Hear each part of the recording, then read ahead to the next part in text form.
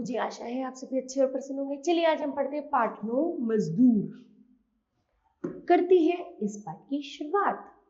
कवि ने कविता के माध्यम से मजदूर की महत्ता को स्पष्ट करते हुए यह समझाने का सार्थक प्रयास किया है कि वह धूप और वर्षा में भी इस धरती को स्वर्ग बनाने के लिए अपने कार्य को प्रशंसनीय ढंग से पूर्ण करता है और उसे कभी अपने हित और जीवन उपयोगी साधनों के विषय में सोचने तक का समय नहीं मिलता है। ठीक है, चलिए पढ़ते हैं इन पंक्तियों को।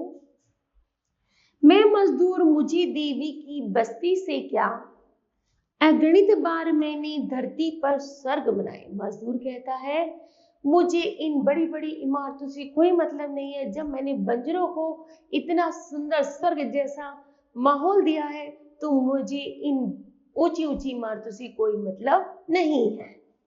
अंबर पर जितने तारे उतने वर्षों से मेरे पुरखों ने धरती का रूप संवारा। वो कह रहा है जितने अंबर में तारे हैं उतने ही मेरे पुरखों ने हमने इस धरती को एक नई आकार और आकृति दी है और इसको एक बहुत सुंदर तरीके से इसको सजाया है।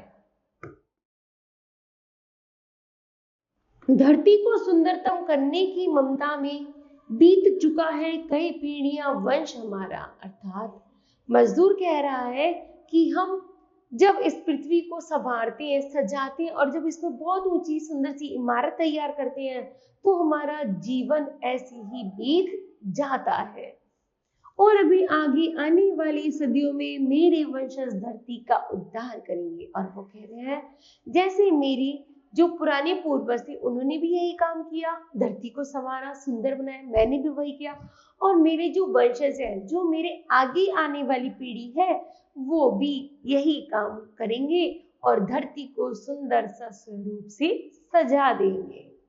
इस प्यासी धरती के हित में ही लाया था हिमगिरी चीर सुखद गंगा की निर्मल धारा। मैंने रेगिस्तान की धरती की रेती धोकर वंध्या धरती पर भी स्वर्णिम पुष्प खिलाया। अर्थात मजदूर कह रहा है कि मैंने पर्वतों हिमालयों को काट काट करके उसमें रास्ता बनाया है, गंगा की निर्मल धारा जमीन पर पहुंचाई है। मेरे द्वारा ही जो भी रेगिस्तान में जो सूखा था, मेरे द्वारा ही उसमें नदियां बनाई गई और मैंने ही रेगिस्तान की धरती के रेत को गीला किया है जहां पर पुष्प खिले हैं। मैं मजदूर मुझे देवी की बस्ती से क्या, मैं मजदूर हूँ, मुझे इस भव्य बस्ती से मुझे कोई लेना देना नहीं है। केवल बनाने तक का अधिकारी मैं हूँ, बल्कि इसमें रहने का या इससे मुझे कोई मतलब नहीं है। अपनी नहीं अभाव मिटा पाए जीवन भर, पर औरों के सभी अभाव मिटा सकता हूँ।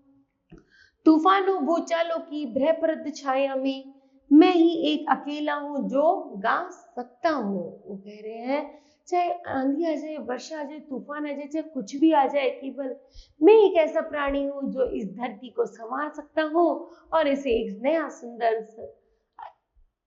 सुंदर रूप दे सकता हूँ। मेरी मैं ही संज्ञा भी इतनी व्यापक है, इसमें मुझसे अगणित प्राणी आ जाते हैं।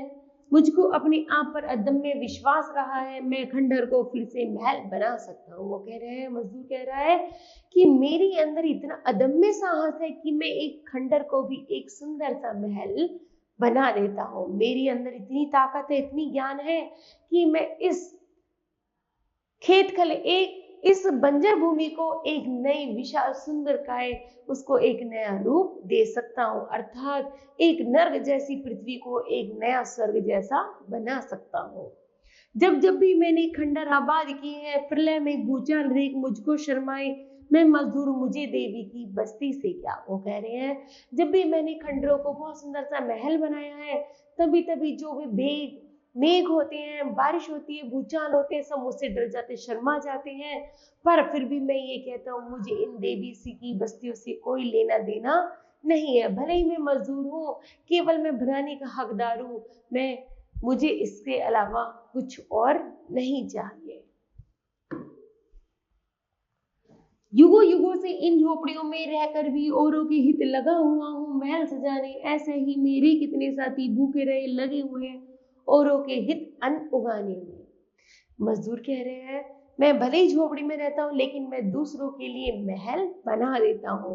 मैं अपने लिए एक छोटी सी झोपड़ी में रहकर ही खुश हूँ, और जब मैं दूसरों के लिए महल बनाता हूँ, ऐसे मेरे और भी साथी हैं जो अपने लिए तो कुछ नहीं लेकिन दूसरों के लिए अन्न उगाने में हमेशा अक्सर लगे रहते हैं।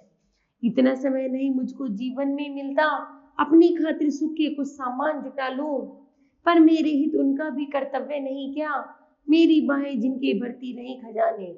अर्थात मजदूर कह रहा है कि मेरे पास इतना भी समय नहीं मिलता कि मैं भी कुछ दो चार अपनी सुविधा के सामान जुटा सकूं। अर्थात मैं अक्सर दूसरों के महल, दूसरों की सुख सुविधा जुटाने में लगा रह जाता हूं, और मुझे अपनी सुख सुविधा का कोई ध्यान नहीं रहता। मैं अक्सर उन्हीं छोटी झोपड़ियों में रहकर ही जीवन पालन करता रहता हूँ। अपने घर की अंधकार की नहीं चिंता, मैंने तो औरों की बुझते दीप जलाए। मैं मजदूर, मुझे देवी की बस्ती से क्या, अगणित बार धरा पर मैंने स्वर्ग बनाए। अर्थात मजदूर कह रहा है, भले ही मेरे घर में अंधेरा क्यों ना हो, लेकिन मैं हमेशा दूसरों के घरों में रोशनी के दीपक जलाता रहता हूँ, उनके लिए सुंदर सुंदर महल बनाते रहता हूँ, उनके लिए कार्य करते रहता हूँ, भले मेरे घर में क्यों ना अंधेरा हो जाए। मुझे उन दिव्य बस्ती से क्या लेना, क्योंकि मैं तो उस छोटे से घर में ही रह करके खुश हूँ। मैंने कितनी ना जाने कितनी बार मैंने धरती को स्वर्ग बनाया है।